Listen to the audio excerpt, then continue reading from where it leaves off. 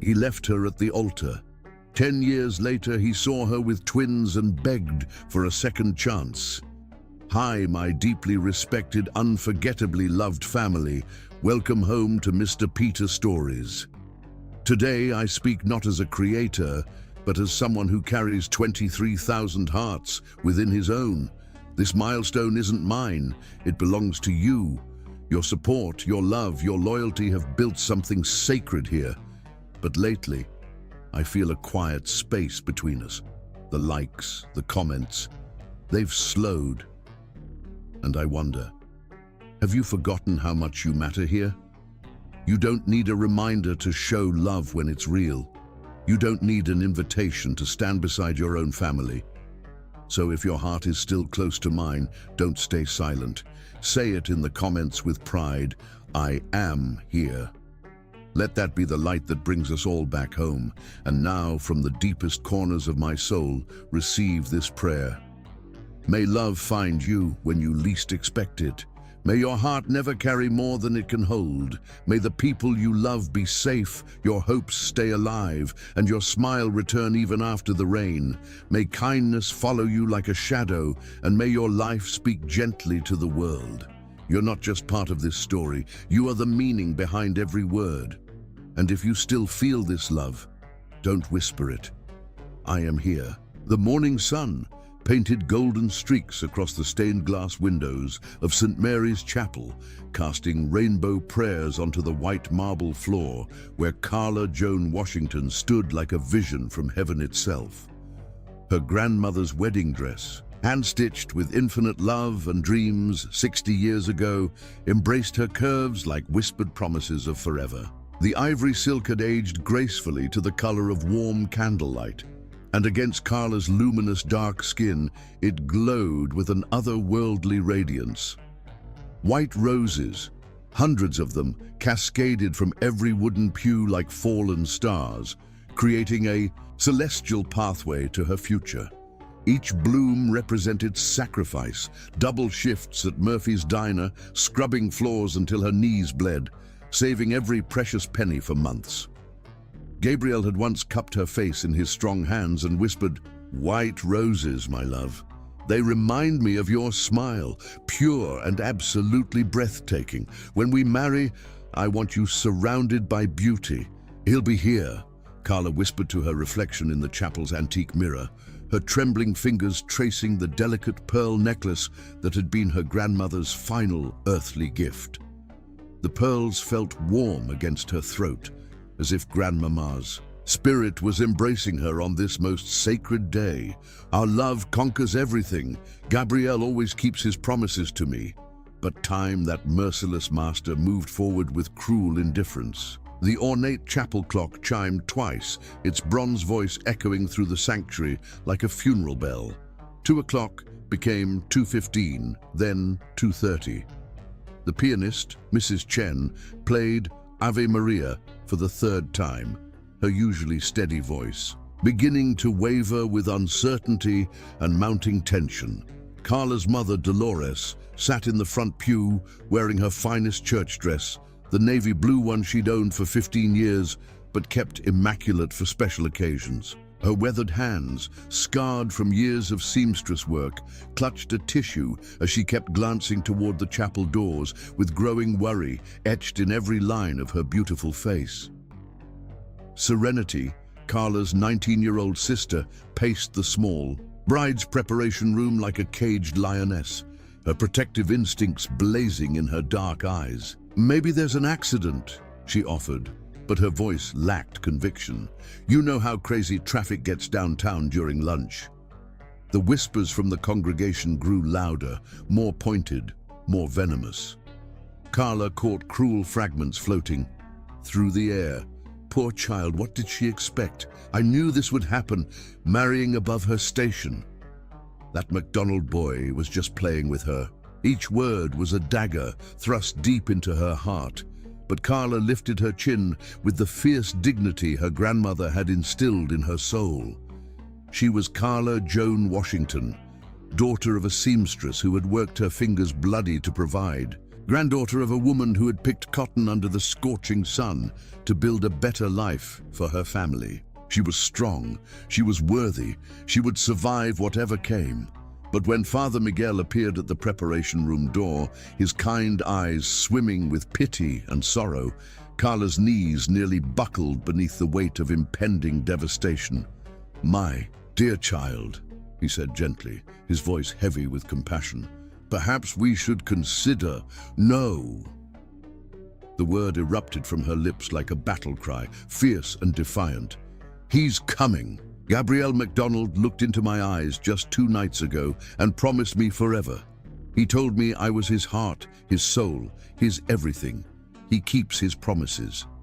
The priest's silence spoke volumes, echoing through the small room like thunder.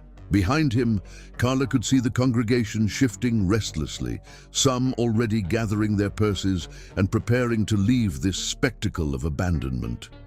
It was then that young Timothy Rodriguez, the altar boy with kind eyes and gentle hands, appeared clutching a white envelope that seemed to burn like fire in his small palms. His face was pale with the weight of the message he carried. "Miss Carla," he whispered, his voice barely audible, "a man in a black Mercedes left this for you. He said to make sure you got it right away." Carla's hands shook violently. As she accepted the envelope, her heart hammering against her ribs like a trapped bird desperate for freedom. The paper felt expensive between her fingers, cream-colored stationery that smelled faintly of Gabriel's cologne, that intoxicating mixture of sandalwood and cedar that had haunted her dreams since their first kiss. With trembling fingers, she tore open the envelope, her breath catching in her throat as she recognized Gabriel's familiar handwriting. The same elegant script that had penned love letters filled with promises of forever, poetry about her beauty, dreams of their future children playing in sunlit gardens. But these words were different. These words were daggers wrapped in silk. "My beloved Carla Joan, the light of my soul and keeper of my heart, forgive me for what I am about to do. I am not strong enough to be the man you deserve, not brave enough to protect you from the darkness that loving me would bring into your perfect world. You are too beautiful, too pure, too good for someone like me. Please forget me. Find a better man who can love you the way you deserve to be loved. You will always be my greatest love, but I am not worthy of yours. Forever yours in secret, Gabriel." The letter fluttered to the floor like a broken wing, the elegant words blurring through her tears as Carla's legs gave way beneath her. Her mother caught her as soul-deep sobs tore from her throat, raw, primal sounds of a heart shattering beyond any hope of repair. "Get these people out of here," Dolores commanded, her voice fierce with maternal protection and blazing fury. "Right now, this is not a show for your entertainment." As the church slowly emptied, leaving behind only wilted white roses and the ghost of dreams that would never be, Carla Joan Washington felt the first piece of her heart transform into stone. She clung to her mother's strong embrace, breathing in the familiar scent of lavender and determination that had always meant safety. She didn't know that in 2 weeks, morning sickness would reveal the most beautiful and cruel irony. She carried Gabriel's children within her womb, twin sons who would inherit his emerald eyes and her unbreakable spirit, who would become both her salvation and her daily reminder of the love that had destroyed her. In that moment, surrounded by the ruins of her fairy tale, she only knew that love had betrayed her with surgical precision. The white roses that had symbolized hope now mocked her with their wilted beauty, their petals scattered like broken promises across the marble floor. She gathered the fragments of her dignity, stepped out of her grandmother's dress with reverent care, and made herself a solemn vow. Never again would she allow her heart to be a playground for someone else's cowardice. Love had shown its true face, beautiful, intoxicating, and ultimately destructive. As she walked out of St. Mary's Chapel in her simple cotton dress, carrying her grandmother's gown like a burial shroud, Carla Joan Washington left behind more than a failed wedding. She left behind the girl who believed in forever, emerging as a woman who would learn to find strength in her scars and beauty in her survival. The roses continued to wilt, but she would learn to bloom again, differently, carefully, but with a fierce determination that would carry her through the darkest nights ahead. Chapter 2. Thorns of Survival. 10 years later, Carla's alarm clock screamed at 4 a.m. with the same merciless persistence that had jolted her from restless sleep every morning for a decade. The shrill sound cut through the pre-dawn darkness of her tiny apartment above Rosa's flower shop, where the scent of yesterday's bread mingled with the sweet perfume of roses seeping through the floorboards, a bittersweet reminder of dreams that had withered like forgotten petals. She rolled from the pull-out couch that served as her bed, her back aching from springs that had surrendered years ago to the weight of exhaustion and endless nights. The apartment was smaller than most people's closets, but it was theirs, and she had transformed it into a sanctuary of love through sheer determination and endless creativity. In the corner, beneath a window that faced east toward the sunrise, Marcus and Michael slept peacefully in twin beds she had discovered at a garage sale and painted sky blue, the only luxury she had allowed herself in 10 years of relentless survival. At 10 years old, her boys were her universe, her reason for breathing, her proof that miracles could bloom in the darkest soil. Marcus, born first by 3 precious minutes, had inherited something ethereal from his father, those same emerald eyes that seemed to hold the secrets of the universe, and an artistic soul that transformed cardboard scraps into masterpieces. His small hands created beauty from nothing, sketching on napkins, old newspapers, anything he could find, because proper art supplies lived in a realm of dreams far beyond their reach. Michael, her fierce little protector, had captured her stubborn determination and wrapped it in his father's gentle heart. He watched over Marcus with the intensity of a guardian angel, made her laugh when exhaustion threatened to drown her spirit, and possessed an old soul that sometimes frightened her with its wisdom. "Good morning, my beautiful princes," she whispered, pressing gentle kisses to their foreheads before beginning her daily choreography of survival, a carefully rehearsed dance that left no room for error. The schedule was unforgiving. 4:30 a.m. at Sunrise Bakery, shaping loaves until her fingers bled. 10 a.m. at Rosa's flower shop, arranging bouquets for other people's celebrations while trying not to remember her own white roses. 9 p.m. cleaning downtown, offices while the city slept, invisible to a world that would judge her by daylight. Rosa Delacroix, the elderly French woman who owned the flower shop, had become surrogate grandmother to her boys, often slipping them treats and letting them help arrange flowers. Between jobs, Carla would walk the boys to school, watching other mothers drive away in cars while she counted bus fare, then return home to help with homework at their wobbling kitchen table that somehow held their dreams steady. "Mama," Marcus said one evening as she carefully bandaged a deep cut on her hand from a broken bottle at work, his small face creased with worry beyond his years. "When I become famous for my art, I'm going to buy you a castle with 1,000,000 rooms and servants to take care of you. And I'm going to be a doctor and fix all your hurts forever," Michael added, his earnest voice carrying the weight of promises he fully intended to keep. "We'll take care of you the way you take care of us." Carla's heart swelled and shattered simultaneously, love and pride battling with the crushing knowledge of what her sacrifices had cost her children. "My precious loves, you are already my castle and my healing. You are everything I need in this world." But late at night, when the boys finally slept and bone-deep exhaustion pressed down like a physical weight, she would trace the single photograph, hidden in her makeshift jewelry box, a small tin that had once held her grandmother's buttons. The picture showed Gabriel laughing at something she had said, his eyes bright with mischief and endless love. captured in a moment when their world had seemed infinite with possibility. She kept the photograph not from lingering affection, but as evidence that she had once been loved completely, desperately, beautifully. It served as proof that before survival had hardened her heart into armor, she had been someone's everything. The boys had begun asking increasingly difficult questions with the persistence of children who deserved truth. Why don't we have a daddy like Tommy and Sarah? What did our father look like?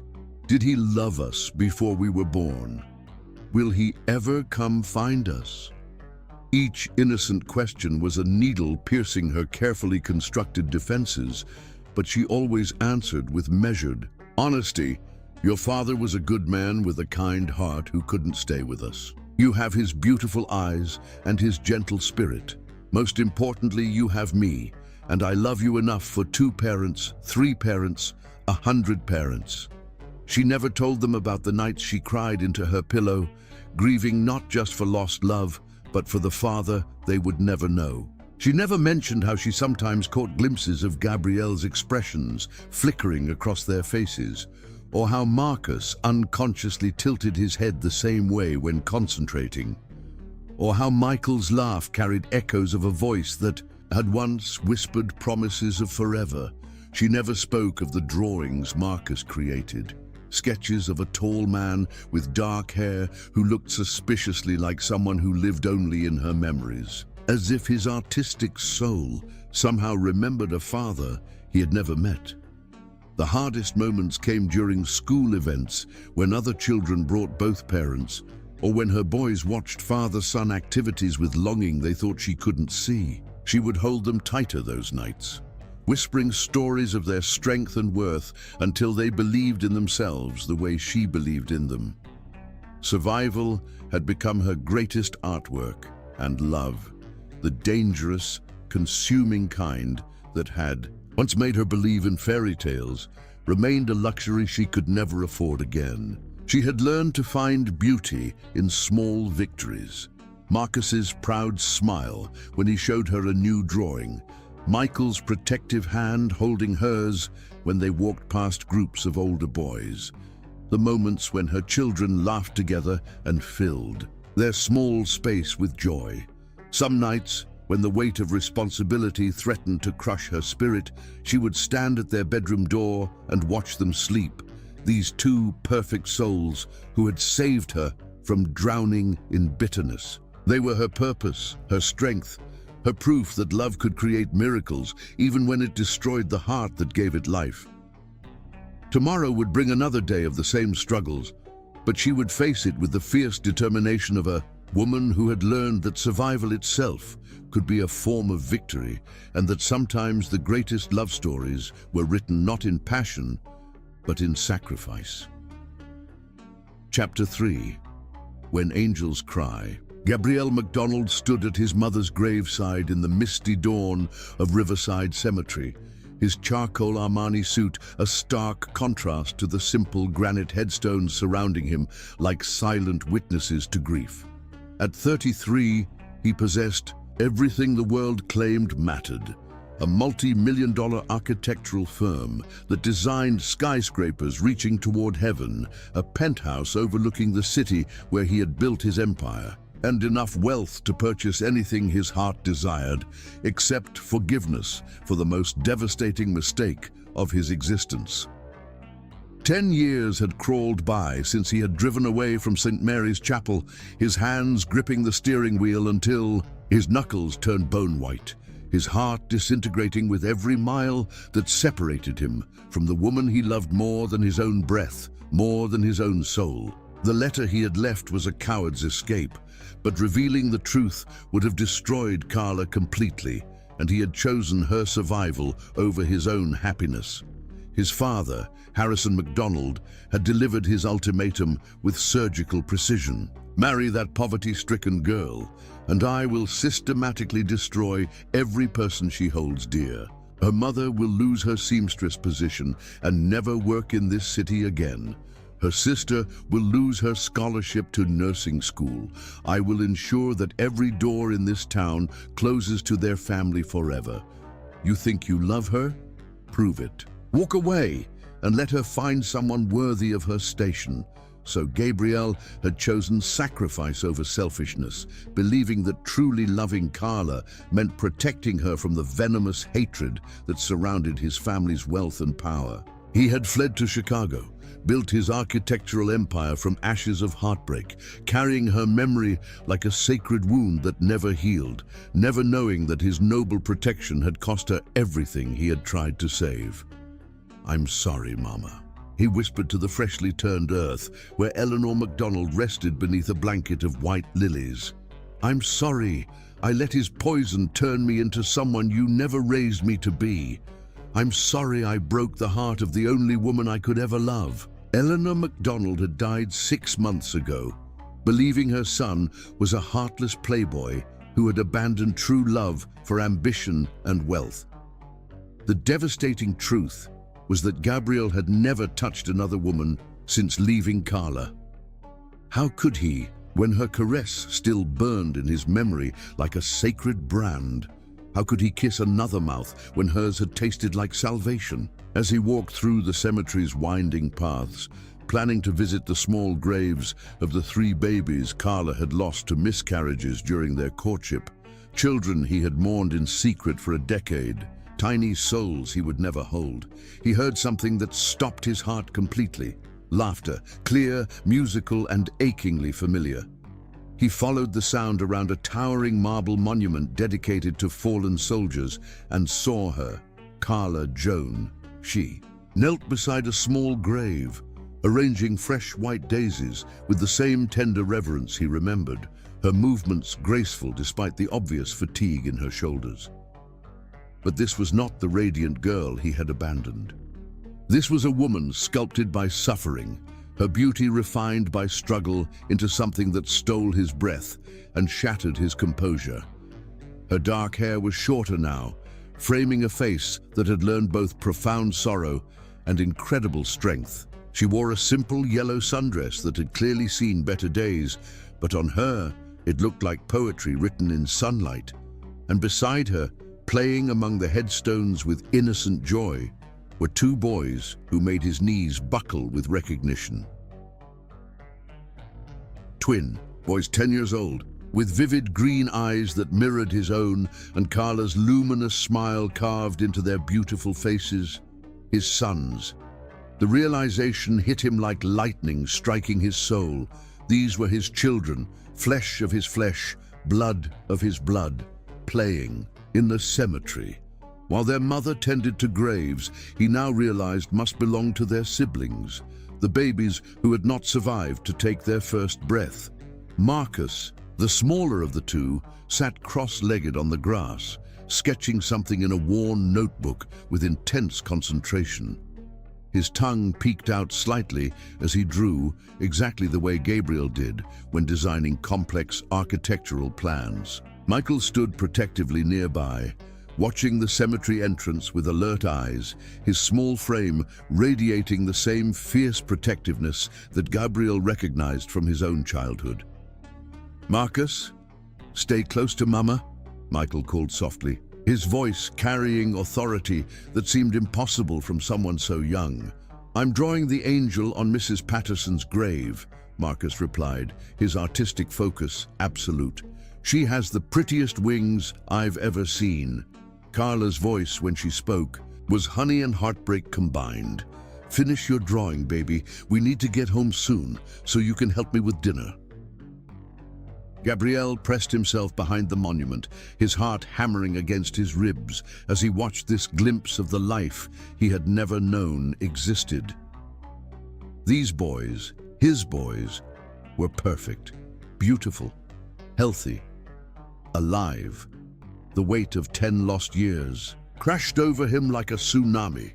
He had missed their first steps, their first words, their first days of school. He had never held them as babies, never kissed their scraped knees, never read them bedtime stories or taught them to throw a baseball. Carla stood slowly, her movements careful and tired in a way that spoke of long hours and physical labor. Even From a distance, he could see the changes hardship had carved into her body. Hands that looked rough from work, clothes that were clean but worn, shoes that had been resoled multiple times. "What have I done?" he whispered into the morning air, his voice breaking with the weight of realization. "Dear God, what have I done to them?"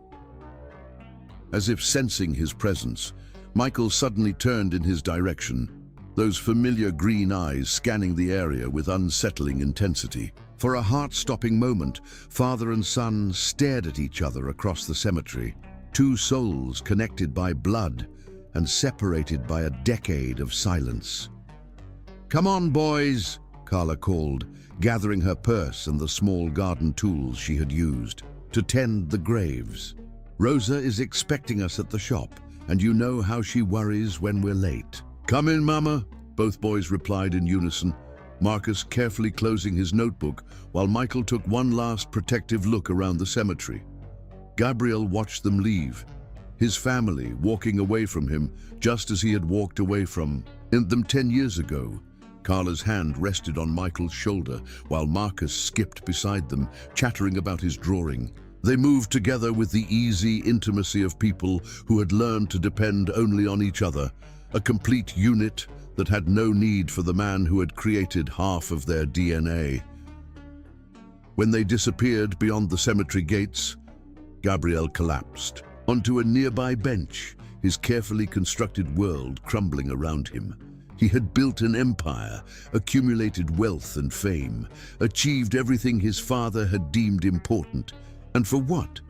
So that the woman he loved could struggle in poverty, while raising his children alone, so that his sons could grow up believing their father had abandoned them. The white daisies Carla had left seemed to mock him with their simple beauty, so different from the elaborate white roses he had once promised to drown her in. These flowers spoke of survival, of making beauty from whatever resources were available, of love that endured despite abandonment. He pulled out his phone and called his assistant. "Cancel everything for the next month," he said, his voice hoarse with emotion. "Everything. I'm staying in town indefinitely." "But sir, the Morrison Project..." "I don't care about the Morrison Project. I don't care about any of it." He ended the call and stared at the graves where his children had played, where Carla had mourned babies he would never meet. For 10 years he had told himself that leaving was an act of love. Now he understood it was the act of a coward who had chosen the easy path of his father's approval over the difficult road of fighting for what mattered most. His sons were growing up without him. The woman he loved was struggling alone, and somewhere in this city they were building a life that had no place for the man who should have been their protector, their provider, their foundation. But he was here now, and somehow, some way, he would find the courage he had lacked 10 years ago. He would find a way to earn forgiveness for the unforgivable, to prove that love could triumph over even the deepest betrayal, even if it took the rest of his life. Chapter 4, The Language of Scars. The fluorescent streetlight cast an ethereal glow over Rosa's flower shop as Carla locked the front door at precisely 11:47 p.m., her tired fingers fumbling with keys that had become as familiar as her own heartbeat. The boys were safely asleep upstairs, Michael's protective arm draped over Marcus, even in slumber, and she had finally finished arranging the funeral wreaths for tomorrow's service at St. Augustine's, work that Rosa had graciously allowed her to complete after hours for extra money. Her hands bore fresh scratches from the rose thorns, thin lines of blood that had dried into delicate crimson maps across her dark skin. She had learned to embrace these small wounds as badges of survival, proof that she was still fighting, still providing, still breathing despite the weight of 10 years carrying the world on her shoulders. The night air carried the scent of jasmine from Mrs. Chen's garden next door, mixing with the lingering fragrance of the flowers she had spent hours arranging into symbols of grief and remembrance. She pulled her thin cardigan tighter around her shoulders, counting the bus fare in her pocket and calculating how many more hours she would need to work to afford Marcus's art supplies for the school competition. That's when she saw him. Gabrielle. MacDonald stepped out of the shadows like a ghost materializing from her deepest nightmares and most secret dreams. 10 years had transformed him from the young man she had loved into something magnificent and terrible, a figure carved from success and sorrow, wearing wealth-like armor that couldn't protect him from the devastation in his emerald eyes. His hair was darker now, touched with silver at the temples that spoke of sleepless nights and burdens carried in silence. He wore a black wool coat that probably cost more than she earned in 6 months. But beneath the expensive facade, she could see the same haunted expression that had lived in her dreams and nightmares for a decade. "Hello, Carla Joan." His voice was deeper than she remembered, roughened by years of commanding boardrooms and building empires, but it still carried the same gentle cadence that had once whispered promises of forever against her skin. The sound of her name on his lips hit her like a physical blow, awakening nerve endings she had thought died long ago. "You have no right to be here." The words emerged from her throat like broken glass, each syllable weighted with a decade of pain. Her hands trembled as she clutched her keys, the metal cutting into her palms with blessed distraction from the chaos exploding in her chest. "I know." He stepped closer, and she could smell his cologne, different from the one she remembered. More sophisticated, more expensive, but underneath it all was still the warm scent of his skin that had haunted her for 10 years. "I know I have no right to breathe the same air as you, let alone stand in your presence after what I did, then leave." But even as she spoke the words, her treacherous body remained frozen in place, drinking in the sight of him like a woman dying of thirst. "Get in your expensive car and drive back to whatever perfect life you built on the ruins of mine." "I saw them today." His voice cracked with emotion that no amount of wealth or success could disguise. "At the cemetery, I saw Marcus and Michael." The mention of her son's names from his lips made her blood turn to fire. She whirled to face him fully, fury blazing in her dark eyes like a goddess of vengeance. "Don't you dare speak their names! Don't you dare!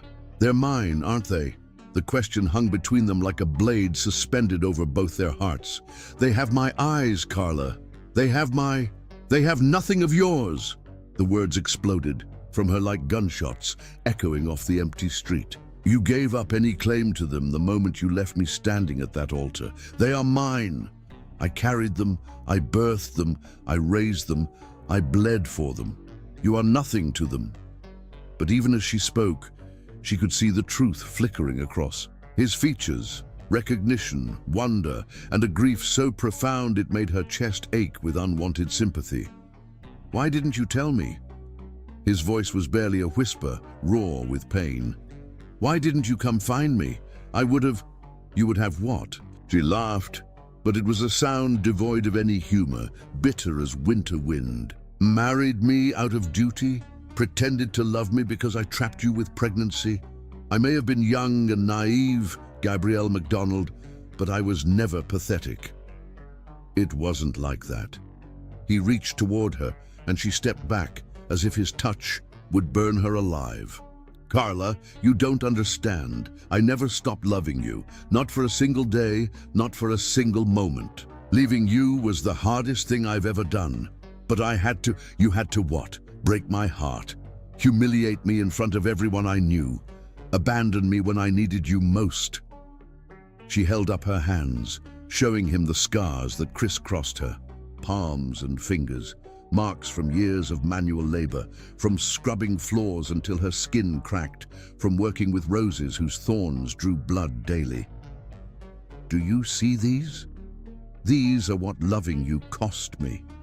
Every scar tells the story of a night I worked while our children slept alone, wondering why their father didn't want them." Gabrielle's face crumpled as he stared at her hands. understanding finally dawning in his eyes. My God, Carla. What have you been through? What did I do to you? You taught me that love is a luxury I can't afford. She pulled her cardigan tighter, using it as both physical and emotional armor. You taught me that fairy tales are lies we tell ourselves to make the darkness bearable. No. He stepped closer, and this time she didn't retreat, held in place by the desperate intensity in his voice. That's not what I wanted. That's not why I... He stopped, running his hands through his hair in a gesture she remembered from their youth. My father threatened you, your family. He said if I married you, he would destroy everyone you loved. The words hit her like a slap. What? He had photographs, Carla. Pictures of your mother leaving work, your sister walking to school. He knew where they lived, where they worked, where they were vulnerable. He said he would make sure your mother never worked again, that Serenity would lose her scholarship. He would have done it, Carla. You know he would have done it. She stared at him, her mind reeling as pieces of a puzzle she had never understood began clicking into place. So, you chose to destroy me instead. I chose to save you the only way I knew how. His voice broke completely. I thought, if I disappeared, you would be free to find someone better, someone who could love you without bringing down hellfire on everyone you cared about. You thought wrong. The words came out flat, emotionless, more devastating than any scream. You thought wrong about everything. They stood in silence for a moment, the weight of 10 years of misunderstanding settling between them like fallen snow. Carla could feel her carefully constructed walls beginning to crack, the armor she had built around her heart showing fractures. I wrote you letters, he said suddenly, his voice desperate. Every day for 10 years I wrote you letters. I never sent them, but I wrote them, telling you about my day, asking about yours, apologizing for what I'd done, begging for forgiveness. I knew I didn't deserve. I kept a diary, she whispered, the admission torn from her lips before she could stop it. Every night I wrote to you, told you about the boys, about their first steps, their first words. I told you how much they needed their father, how much She stopped, the confession dying on her lips. How much you what? He stepped closer, close enough that she could see the flecks of gold in his green eyes, the same eyes that looked back at her every day from her sons' faces. How much I hated you for making me love someone who could disappear like smoke. The words were barely audible, but they hit him with the force of a physical blow. I never disappeared, Carla. His hand moved slowly, carefully, until his fingers barely brushed hers. I've been here the whole time, in the letters I couldn't send, in the love I couldn't kill, in the dreams where you forgave me for being too weak to fight for you when it mattered. The touch of his skin against hers was electric, awakening every nerve ending she had thought was dead. For a moment, she allowed herself to remember what it felt like to be touched with love instead of necessity, to be seen as a woman instead of just a mother struggling to survive. You can't just come back, she whispered, but her voice lacked conviction. You can't just explain away 10 years with a story about your father's threats. I'm not trying to explain it away. He moved closer, his other hand coming up to cup her cheek with infinite gentleness. I'm trying to earn the right to spend the rest of my life making up for it. Before she could protest, before her rational mind could stop her treacherous heart, she found herself leaning into his touch. 10 years of loneliness, of carrying the weight of the world alone, of pretending that she didn't dream about exactly this moment, all came crashing down at once. And then his lips were on hers, and the world disappeared. The kiss was desperate, hungry, filled with 10 years of longing and regret and love that had never died despite every attempt to kill it. She could taste his tears, or maybe they were her own. her hands fisted in his expensive coat, pulling him closer, even as her mind screamed at her to push him away. When they finally broke apart, both breathing heavily, she pressed her forehead against his chest and whispered the words that terrified her more than poverty, more than loneliness, more than any struggle she had faced. I never stopped loving you either. Chapter 5. The Children's Hearts. Saturday morning sunlight streamed through the small windows of Carla's apartment, painting golden rectangles across the worn wooden floor where Marcus sat cross-legged, sketching in his notebook with focused intensity. Michael practiced reading aloud from a library book about soccer, his voice careful and deliberate as he pronounced each word. The domestic tranquility shattered when 3 gentle knocks echoed from the door, a sound that made Carla's heart race with recognition. She had agreed to this meeting against every protective instinct screaming in her chest. After their devastating encounter outside the flower shop 3 days ago, after that kiss that had awakened feelings she thought were buried forever, Gabriel had asked for just one chance to meet his sons. Not as their father, not yet, but as a man who wanted to understand the miracle of their existence. "Boys," she called softly, smoothing her hands over her simple blue dress. The nicest one she owned, though she couldn't explain why she had chosen it this morning. "Someone is coming to visit us today. Someone very special." Marcus looked up from his drawing, his emerald eyes bright with curiosity. "Is it Miss Rosa? She said she might bring us those chocolate pastries from the French bakery." "No, baby." Carla's voice trembled despite her efforts to remain calm. It's someone I knew a long time ago, before you were born." Michael closed his book and stood, his protective instincts immediately alert. At 10 years old, he had already learned to be suspicious of anyone who might disrupt their carefully constructed world. "Is he going to try to take you away from us?" The innocence of the question broke her heart. "No, sweetheart. No one could ever take me away from you. You and Marcus are my whole world." She opened the door, and there stood Gabriel MacDonald, but not the wealthy businessman from 3 nights ago. This was a man who had clearly spent hours choosing his outfit, settling on dark jeans and a simple grey sweater that made him look approachable, almost ordinary. In his hands, he carried 2 gift bags that he clutched like lifelines. "Hello," he said quietly, his voice thick with emotion as his eyes immediately found the boys behind her. "Hello," Marcus replied with characteristic openness, tilting his head with the same gesture Gabriel made when concentrating. "Are you Mama's friend?" The word friend seemed to hit Gabriel like a physical blow, but he managed a gentle smile. Yes, I suppose I am. My name is Gabriel." "That's a pretty name," Marcus said, making Gabriel's smile deepen with genuine warmth. "I'm Marcus, and this is my brother Michael. He's very protective." Michael stepped slightly in front of his twin, his young face serious as he studied this stranger with unsettling intensity. "Why are you here?" "Michael," Carla warned gently, but Gabriel held up a hand. "It's all right, he should ask questions." Gabriel knelt down to the boy's eye level, a gesture that immediately made the formal distance between them feel smaller.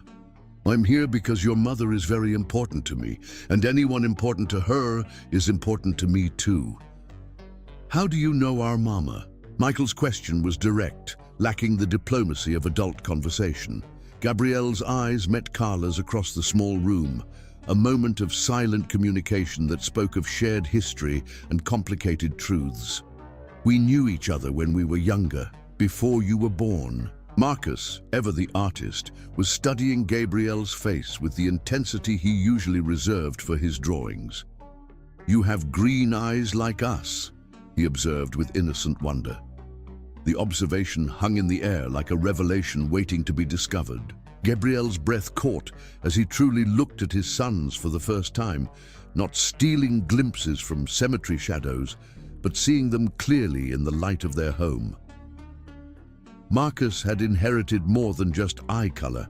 He had Gabrielle's artistic hands, long-fingered and graceful, already showing promise of the creativity that ran in the MacDonald bloodline. His face was a perfect blend of both parents, Carla's warm smile and Gabrielle's contemplative expression. Michael, though identical to his twin, carried himself differently. His shoulders were already set with responsibility beyond his years, his stance protective and alert in a way that reminded Gabriel painfully of his own childhood, spent shielding his mother from his father's cruelty. "Yes," Gabriel said softly, "we do have the same eyes." "That's funny," Marcus laughed, settling back down with his notebook. "Most people don't have green eyes. Mama says we got them from our daddy, but we've never met him." The innocent words were like arrows to Gabriel's heart. He looked at Carla, who had gone pale, her hands clasped tightly in front of her as she watched this delicate dance between past and present. "I brought you both something," Gabrielle said, offering the gift bags with hands that trembled slightly. "I hope you like them." Marcus immediately abandoned his drawing, his curiosity overcoming any shyness, but Michael remained cautious. "Why did you bring us presents? We don't even know you." "Because..." Gabriel paused, choosing his words carefully. "Because I wanted to make you smile, and because I think we have more in common than you might expect." Marcus opened his bag first, gasping with delight as he pulled out a professional art set. Colored pencils, charcoal sticks, high-quality paper, and brushes that looked like they belonged in a real artist's studio. "Mama, look! Real art supplies!" Carla pressed her hand to her mouth, tears threatening to spill. She knew how much those supplies cost, knew they represented months of her salary, knew that Marcus had been dreaming of such tools for years. "This is for me," Marcus whispered, his voice filled with awe as he reverently touched each item. "Every artist needs proper tools," Gabriel said, his own voice rough with emotion. "I have a feeling you're going to create beautiful things." Michael opened his bag more slowly, revealing a soccer ball. Not just any soccer ball, but an official FIFA World Cup ball, the kind professional players used in international competitions. Beside it was a book about famous soccer players and their training techniques. "I noticed you reading about soccer," Gabriel explained, "and I thought maybe you'd like to practice with a real ball." For the first time since Gabriel had arrived, Michael's suspicious facade cracked, revealing the 10-year-old boy beneath the protective exterior. "This is a real professional ball," he breathed, holding it like it was made of gold. "Maybe we could kick it around sometime," Gabrielle suggested carefully. "If you'd like." "Could we go to the park?" Marcus asked, already sketching something in his new art pad. "There's a big field where Michael could practice and I could draw the trees." Carla found herself nodding before she could think through the implications. The park would be nice. An hour later, they walked together through Riverside Park, Carla pushing down the surreal feeling of seeing Gabriel with her sons, watching him point out different types of trees to Marcus, while Michael dribbled his new soccer ball with obvious joy. "Look!" Marcus called out suddenly, running ahead to a bench where an elderly man was feeding pigeons. "Can I draw the birds?" "Stay where I can see you," Carla called back, then turned to find Gabriel watching Michael practice headers with his new ball. "He's got good form," Gabriel observed quietly. "Natural athletic ability." "He practices with a tennis ball we found in the park," Carla admitted. "He's wanted to join the school team, but the equipment fees..." "Consider it done," Gabriel said immediately, then caught himself. "I mean, if you'll let me." "I know I have. No right to just..." "You're their father." The words escaped her lips like a confession, simple and devastating. "They don't know it yet, but you're their father." They watched in comfortable silence as Michael attempted increasingly difficult tricks, his face bright with concentration and joy. Marcus had settled on the grass nearby, sketching rapidly as he captured his brother's movements on paper. "They're perfect," Gabriel whispered, his voice breaking. Carla, they're absolutely perfect. They ask about you, she said suddenly, needing him to understand the weight of his absence. Every birthday, every Christmas, every Father's Day. They ask if you're thinking about them somewhere, if you're proud of them, if you love them even though you can't be here. Gabriel closed his eyes, pain washing over his features like a tide. What do you tell them? I tell them that wherever you are, you love them more than words can express. I tell them that sometimes love means being apart, even when it breaks everyone's heart. She paused, watching Marcus add delicate shading to his drawing. I never told them you abandoned us. I couldn't bear to break their hearts that way. Thank you, he breathed. Thank you for protecting them from the truth about what kind of man their father really is. You're not a bad man, Gabriel. The admission surprised them both. You were young and scared, and you made a terrible choice, but you're not bad. Michael jogged over to them, his face flushed with exercise and happiness. Mama, watch this. He performed an impressive bicycle kick that sent the ball spinning through the air. That was amazing, Gabriel exclaimed, and Michael's face lit up with pride at the genuine praise. My coach at school says I have potential, Michael said, then paused. But I can't afford the advanced training program. What if I told you, Gabriel said carefully, that there might be a way to make that happen? Michael's eyes widened, but before he could respond, Marcus came running over with his sketchbook clutched to his chest. I drew you, he announced to Gabriel, opening the book to reveal a remarkably detailed portrait. You were watching Michael, and you looked happy, so I drew you being happy. Gabriel stared at the drawing, at his own face rendered with startling accuracy by the hands of his 10-year-old son, who had never known him. In the sketch, he looked peaceful, content, surrounded by the warmth of family. It's beautiful, he whispered, and meant it. You captured something I didn't even know was there. Can I keep it? Gabriel asked, and Marcus beamed with pride. Yes, I'll sign it like a real artist. As they walked home in the golden light of late afternoon, Carla watched Gabriel listen intently to Marcus's chatter about art and Michael's detailed explanation of soccer strategy. She saw her sons beginning to open their hearts to this man who shared their eyes and their blood, and she felt her own carefully constructed walls beginning to crumble.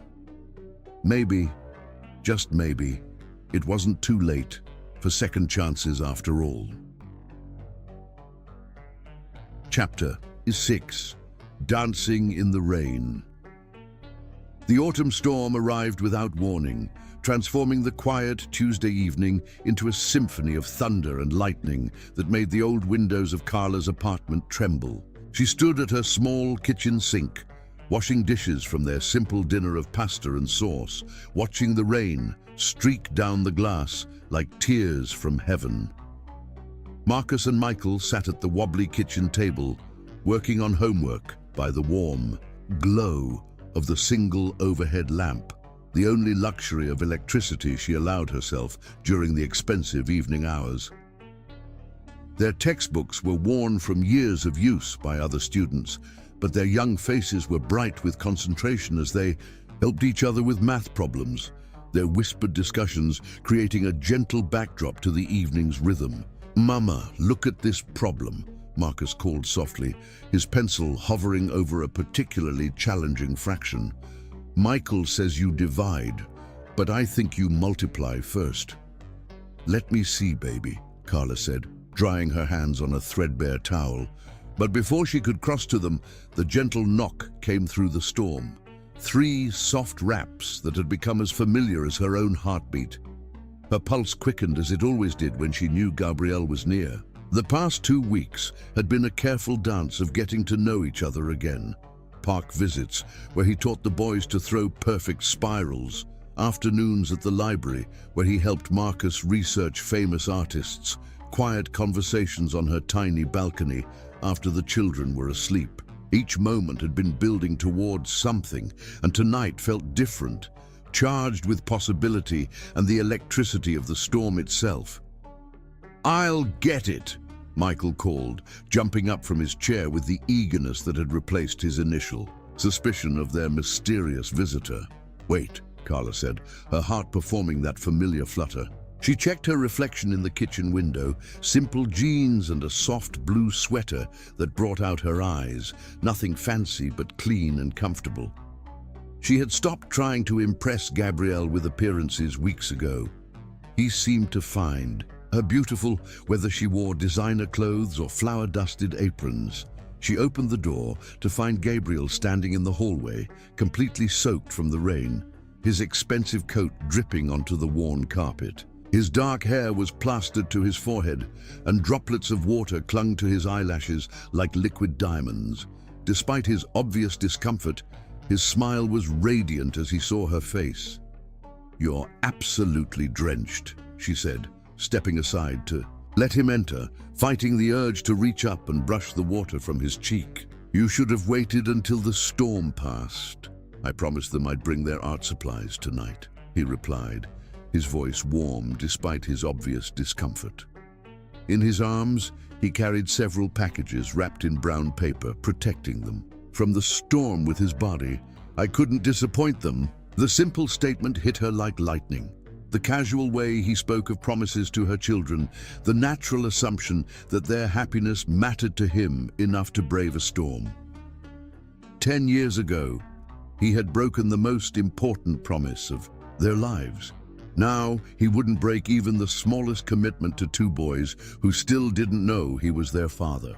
"Gabriel," Marcus exclaimed, abandoning his homework completely. "You're all wet. Did you swim here through the storm?" Michael laughed at his brother's joke, but his practical nature immediately kicked in. "Mama, should we get him some towels? And maybe some dry clothes?" "Of course," Carla said, grateful for something to do with her hands, for a reason to move and think and not stare at the way Gabriel's wet shirt clung to his chest. Michael grabbed the good towels from the bathroom. "Marcus, clear a space on the couch for our guest." As she bustled around their small space, finding dry clothes that might fit Gabriel's tall frame, an old sweatshirt of her brother's that had been left behind years ago, along with a pair of sweatpants that would probably be too short, but would have to do. She was acutely aware of his presence filling every corner of their tiny sanctuary. He had shed his wet coat and stood in their living room examining Marcus's latest drawings on the refrigerator, his face soft with genuine interest and pride. "This one is incredible, Marcus," he said, pointing to a sketch of a soccer player mid-kick. "The way you captured the motion, the concentration on his face, you have real talent." Marcus beamed with the kind of pride that came from being truly seen and appreciated. "I've been practicing drawing people in motion. Michael helped by posing for me, but he kept moving and complaining that his leg hurt." "Art requires sacrifice," Gabriel said solemnly, winking at Michael. "Even from the models." "Here," Carla said, offering him the towel and clothes, trying not to notice how their fingers brushed as he accepted the items, trying not to feel the familiar electricity that shot through her system like wildfire. "The bathroom is just down the hall." "Thank you," he said quietly, his green eyes holding hers with an intensity that made her forget how to breathe properly. For a moment, they stood there in the small space between her kitchen and living room, the storm raging outside while something equally powerful built between them. While Gabriel changed, Carla tried to compose herself, focusing on brewing tea and pretending that having him in their space wearing her family's clothes didn't feel impossibly intimate. She could hear the boys chattering excitedly about the packages he'd brought, their voices bright with anticipation. "What do you think he brought us?" Marcus whispered to Michael, though his whisper was loud enough for Carla to hear clearly. "Probably something amazing," Michael replied. "He always seems to know exactly what we need." The observation made Carla's throat tighten with emotion. In just a few weeks, Gabrielle had become attuned to her children's needs and desires in a way that felt natural, intuitive, paternal. He noticed when Marcus ran out of drawing paper, when Michael's soccer ball lost air, when both boys needed encouragement or guidance, or simply someone to listen to their 10-year-old concerns about school and friends and the mysteries of growing up. When Gabriel emerged from the bathroom wearing the borrowed clothes, Carla's breath caught. The sweatshirt was slightly too small for his frame, emphasizing the breadth of his shoulders and the lean strength of his torso. The sweatpants ended a few inches above his ankles, but somehow he made the mismatched outfit look effortlessly attractive. More than that, he looked like he belonged, not like a wealthy businessman visiting the poor, but like a man coming home to his family. "Much better," he said, settling onto their couch with an ease that suggested he had always belonged. "There. Now are you two ready for your surprises?" "We've been ready for hours," Marcus declared, bouncing slightly on his toes. "Patience, little artist." Gabriel laughed, his eyes crinkling at the corners in a way that made Carla remember why she had fallen so completely in love with him all those years ago. "But first, I need to properly warm up. This storm is serious business." As if summoned by his words, thunder crashed overhead and the lights flickered ominously. Marcus immediately moved closer to Carla, while Michael straightened his shoulders, in preparation to be the protector if needed.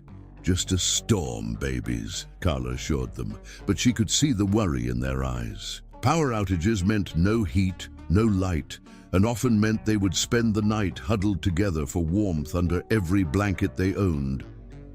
Gabrielle seemed to sense the family's tension, the way their bodies had unconsciously drawn together in preparation for hardship. "You know what my mother used to do during storms?" he said, his voice warm and conspiratorial. "What?" both boys asked in unison. "She would light candles and tell us that thunder was just the angels rearranging furniture in heaven, getting ready for a celestial party, and rain was them watering the flowers in God's garden, making sure there would be beauty waiting for us when the storm passed." "Really?" Marcus asked, his artistic imagination immediately captured by the imagery. "Really? And then she would make hot chocolate, and we would dance to the thunder until the storm became our friend instead of something scary. She said that if you could find the music in the chaos, you could find peace anywhere." Carla watched him speak about his mother, seeing the genuine love and grief that flickered across his features. Eleanor MacDonald had been a kind woman trapped in a marriage to a cruel man, and she had clearly passed her gentleness on to her son, despite Harrison's best efforts to poison it.